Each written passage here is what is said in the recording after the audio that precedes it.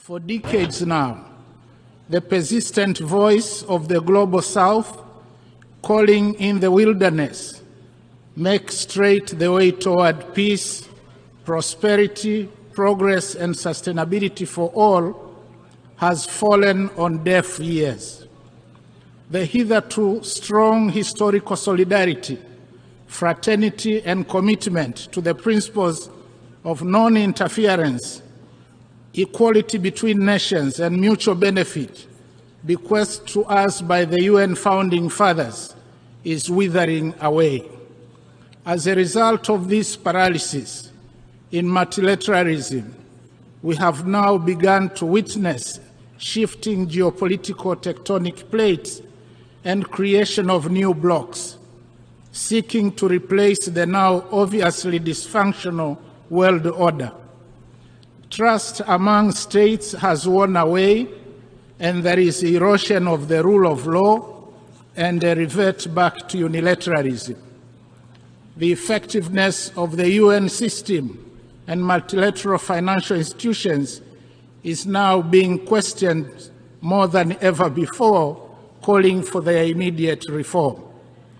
All this is happening at a time when the world is reeling from the aftershocks of the COVID-19 pandemic, relentless wrath of climate change, horrendous armed conflicts, global food insecurity, looming energy and debt crisis, as well as stubborn poverty and growing inequality. Furthermore, implementation of the SDGs 2030 has been disappointing, mainly as a result of unfulfilled promises of finance and technology by the global north and limited fiscal space in most African countries.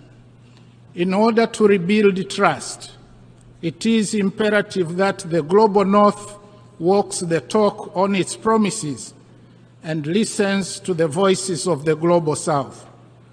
Analogously, the global south must re-engineer its domestic revenue mobilization effort, including putting an end to hemorrhage of its natural resource wealth and illicit capital outflows. Tanzania is fully committed to implement the SDGs as envisaged.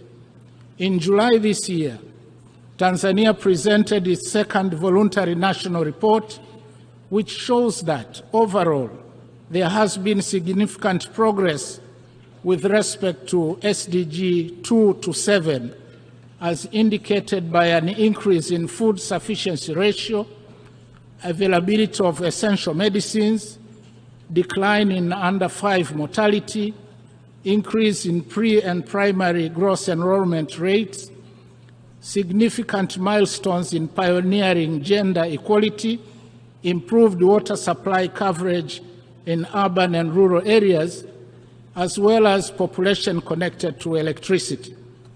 However, only moderate performance has been recorded for SDG 1, 8, and SDG 10.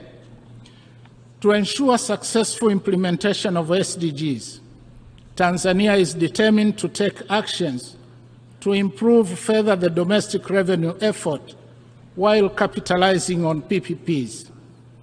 We are also prioritizing investments in the social service sectors, agriculture and agribusiness, value addition and infrastructure, as well as uplifting of skills for the youth.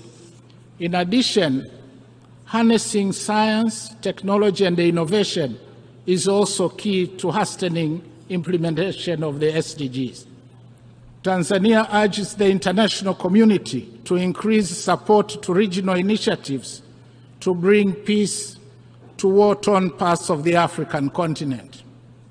Those who participate in fueling conflicts in Africa, either for the purpose of profiting from arms trade or access to blood mineral wealth, should be tracked and condemned openly by the United Nations.